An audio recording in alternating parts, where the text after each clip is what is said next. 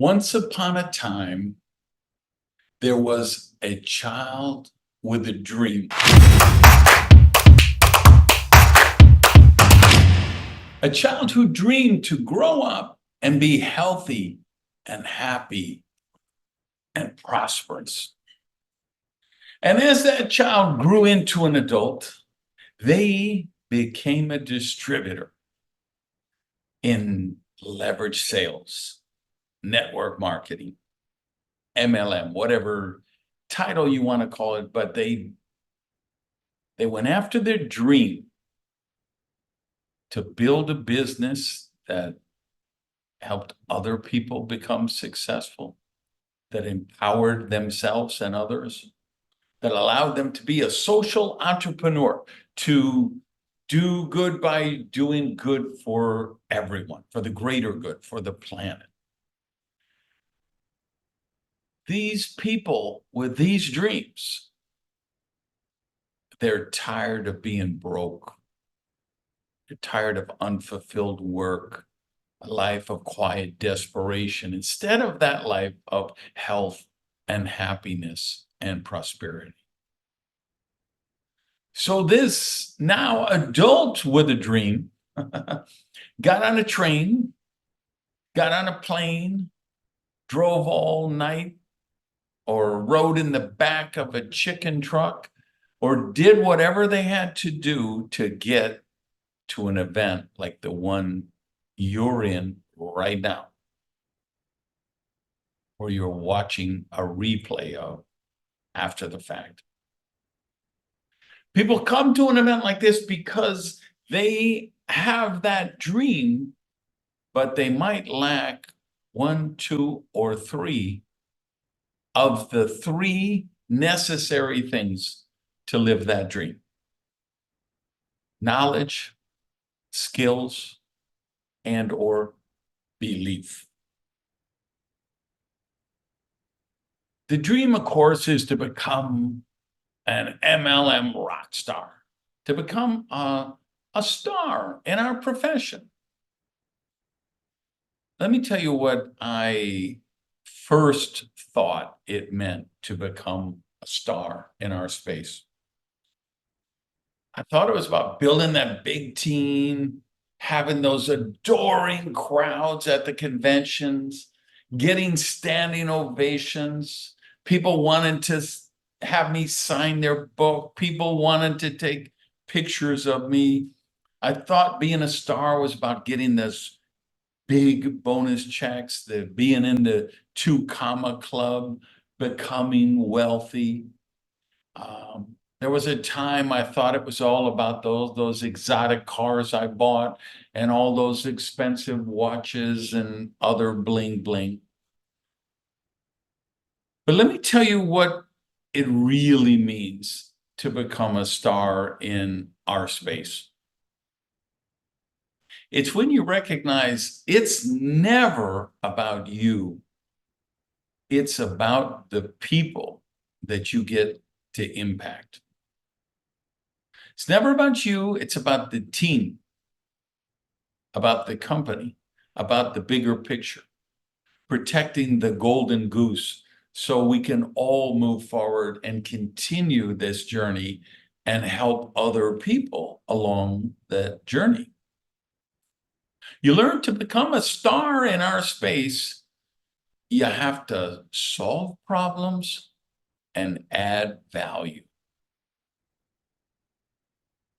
And once you make that breakthrough, everything changes, because you recognize, okay, if I will think of the team first, if I will recruit with the right mindset, not with commission breath where you're repelling everybody away, but with the empathy and honest, sincere desire to help your candidates. I remember being in the business for a few years, struggled, not making money. I was terrible at recruiting.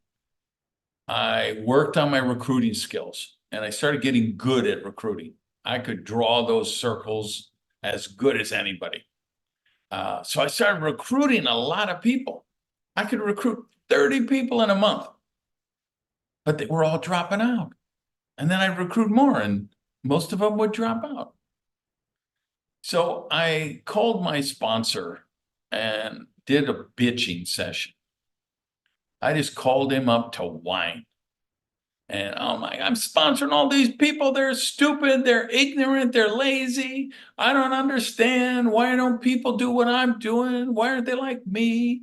I keep putting them in, but they keep dropping out because I don't know. Are they stupid? Are they ignorant? Are they lazy? What's wrong with these people?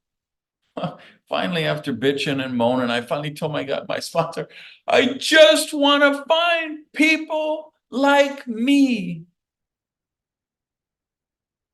And my sponsor cared enough to tell me the truth with love, but the truth. He said, Randy, that's your problem. You found people exactly like you. Because what you do is you attack people, you convince them, you close them, you get them signed up, and then you pester them every day or two to see if they've made you rich yet. And so they call their people and pester them to see, and that's just the culture you've created, is people who keep bringing people in and looking them through the eyes of how can you make me rich? And because my sponsor cared enough about me to tell me the truth, and because I was probably so desperate at the end of my wits and finally humbled enough to become teachable again, that I took that message to heart. And that's when I understand that in our profession, we become successful by helping other people reach success. It's not about walking across that stage, getting that big 6-foot bonus check or the pin or the trophy or the plaque. It's not about winning all the trips and the cars and all the stuff. It's not about you walking across the stage. It's about you just beaming like a proud parent as your leaders walk across the stage. One of my goals I always share with my people is, hey, I want a leader who makes more money than I do. I want people on my team who have higher ranks than I do. And I diligently work to support them to do that. And the funny thing happens is I still, it never happens. I earn more money, I break more ranks. And why does that happen? Because when you have a bunch of people building a bigger network, it makes your network bigger. When you have a bunch of people breaking ranks, it makes you break ranks. When you have a bunch of people making money, it makes you earn more money. So let's spend a few minutes talking about what does it take to become a star in our profession. Well, we got to start with the knowledge and skills, right? We said knowledge, skills, belief. So if we start there, I think first you have to be willing to become a student of the profession. And that means reading books on our business, listening to podcasts like my Duplication Nation MLM podcast, the duplicationnation.com site, going to events, learning from your sponsorship line, making sure that every major event you're there, because nothing builds belief more than the major events. And you understand, I've got to be at those events. I've got to get my team at those events. I've got to create the culture where my people become students of the profession. They understand you have to learn skills. Anytime we have someone on our team say, well, I'd love to build anymore, but I don't know any more people. If we ever hear that, we failed, because meeting people is a skill set. It's a skill set you can learn, and it's a skill set you can get better at. So when somebody says, I don't know that many people, what they're really saying is, I'm not willing to learn the skills. I'm not willing to put in the work to learn the skills that'll make me successful. I want somebody to do it for me. And the greatest thing about network marketing is it is the epitome of the free enterprise system of meritocracy, about earning what you're worth. It's either the most liberating thing you will ever learn or the most scary. But in network marketing, you will earn exactly what you're worth, because that's how the comp plans are set up. The comp plan doesn't know if you went to a PhD program and you got a doctorate, or you're a high school dropout like me. The comp plan doesn't know what your ethnicity is, your sexuality, your age, your experience. The comp plan doesn't know, doesn't care if you came into the business wealthy, or if you put your last $200 on a credit card to join the business. The comp plan rewards you for results. And the more people you help solve problems and add value, the more you're going to earn. So you got to commit to learn what I call the parachute skills. I give them that name because I believe once you learn these skills, you could parachute into any free country on earth and you could earn a living for yourself. Once you know these parachute skills, you will never have to worry about earning a living for the rest of your life. What are the parachute skills? Meeting people, working a candidate list, making compelling invitations, getting people in front of presentations, and follow up afterward.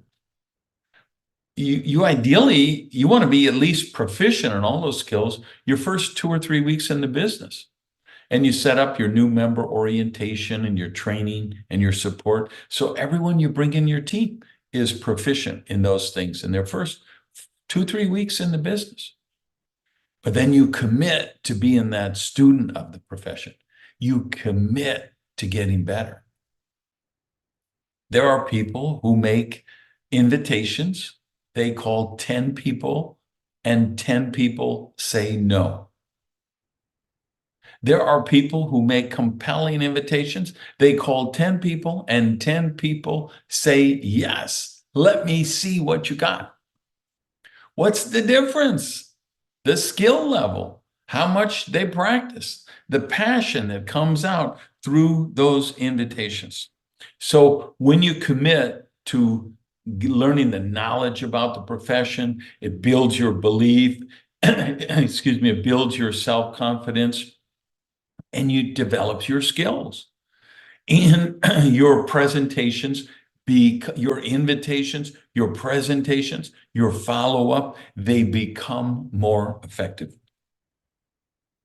That kind of leads us to that third thing we talked about, belief.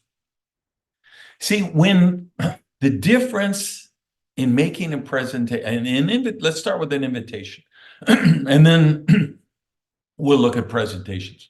But it's the same thing. When you believe in what you're doing, you're a different person. Why do we say self-development is so important? Because when you're calling someone at 6:30 at night to ask them to look at a video or watch a live stream or come to your house for a presentation, you're a stronger person doing it. You have better, stronger posture doing that if you did some self-development that morning. Even if it was 12 hours earlier. There's a different look in your eye.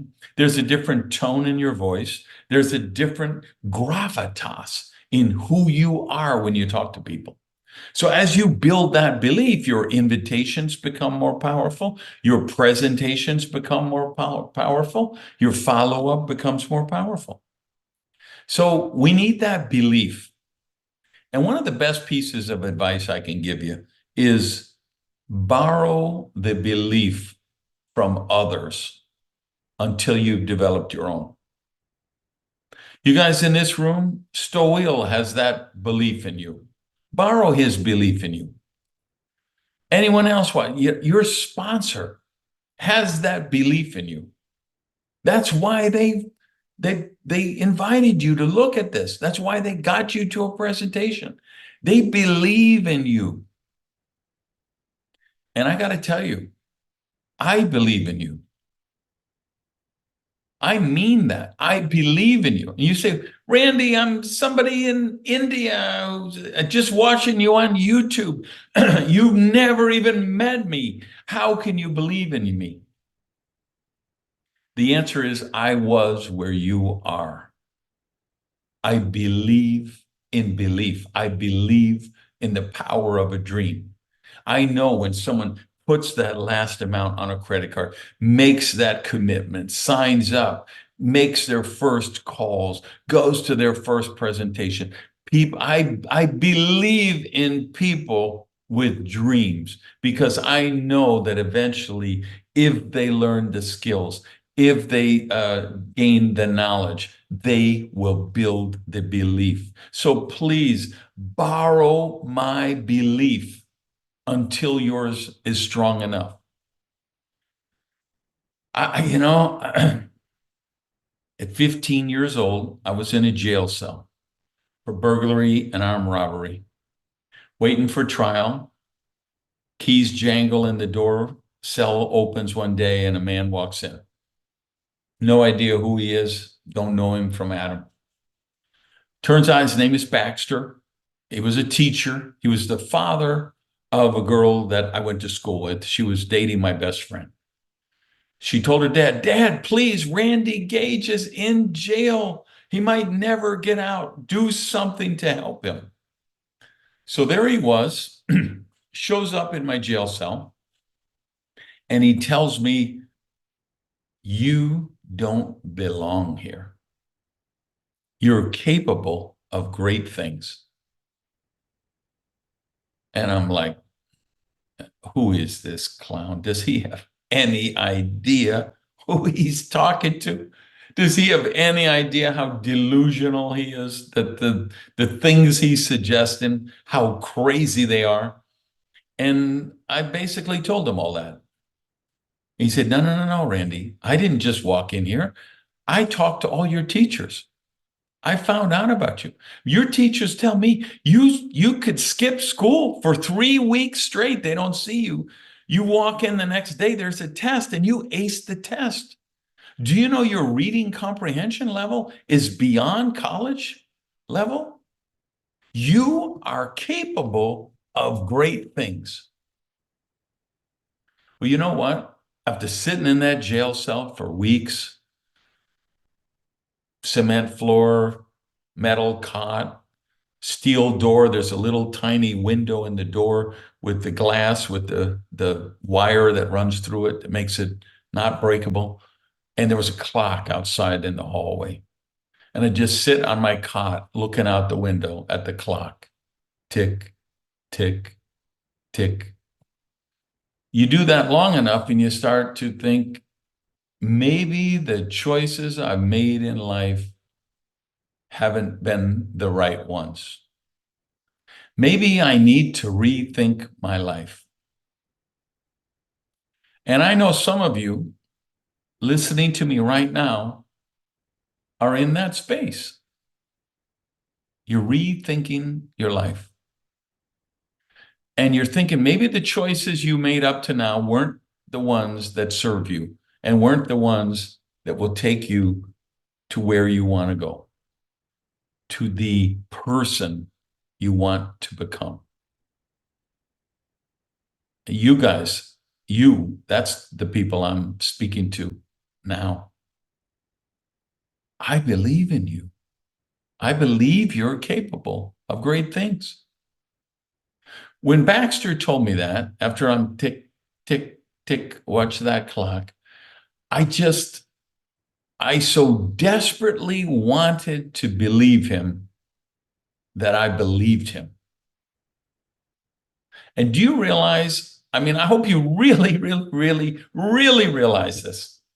Because I believed him, it was true.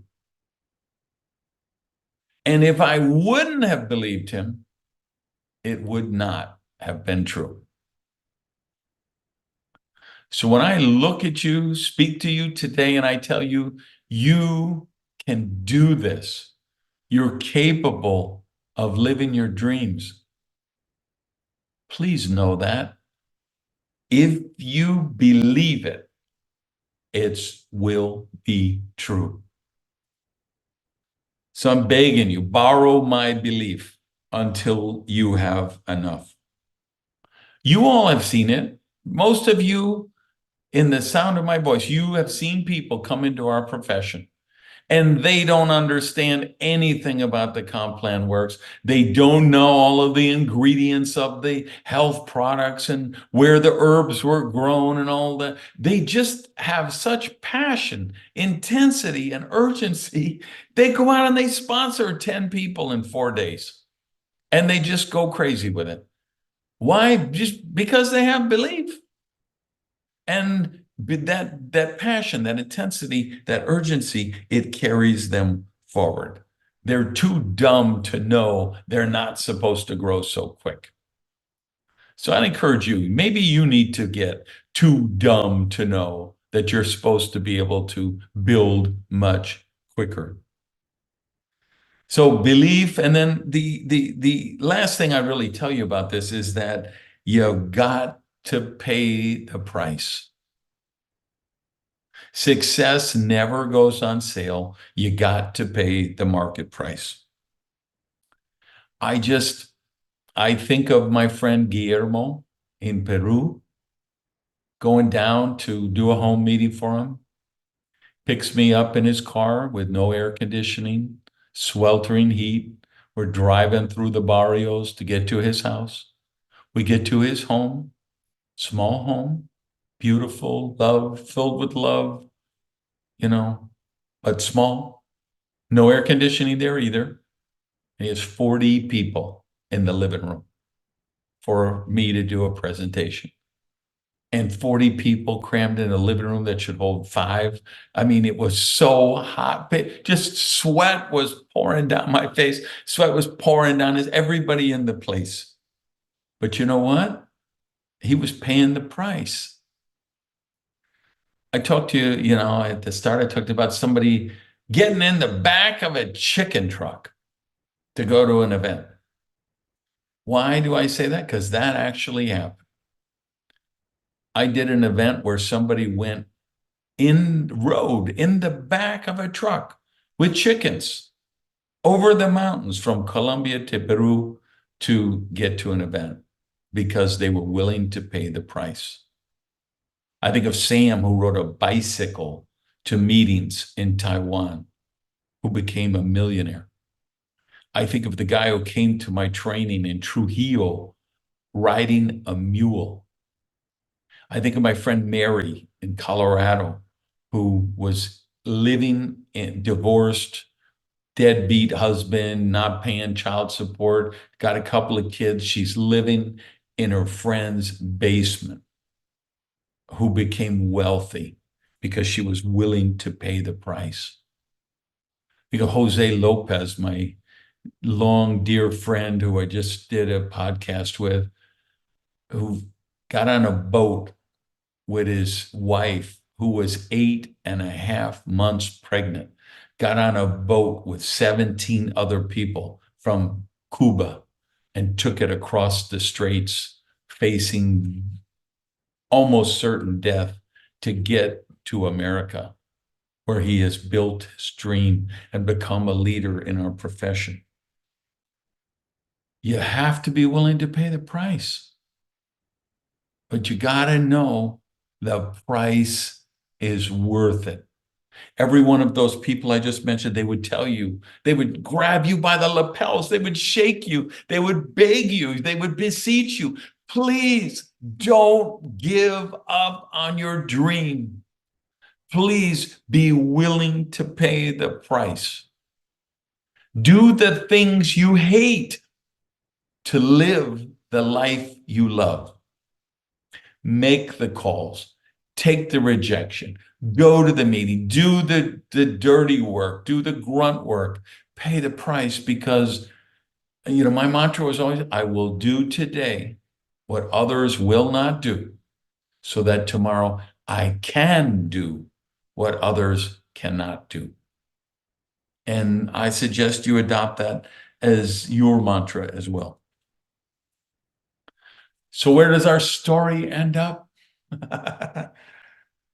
They got on a plane. They got on a train. They drove all night. They rode in the back of the chicken truck. They did whatever they had to do. Or maybe they didn't get to that event, but they're watching this replay on YouTube right now, a month later, a year later, 22 years from now, after the time I recorded it. But they had a dream and they wanted to live that dream. So they got here right now. And I'm talking about you. And you made a commitment to do what it takes to live your dream. So what happened in the story? They gained the knowledge. They developed the skills. They built the belief. And they lived happily ever after. Peace.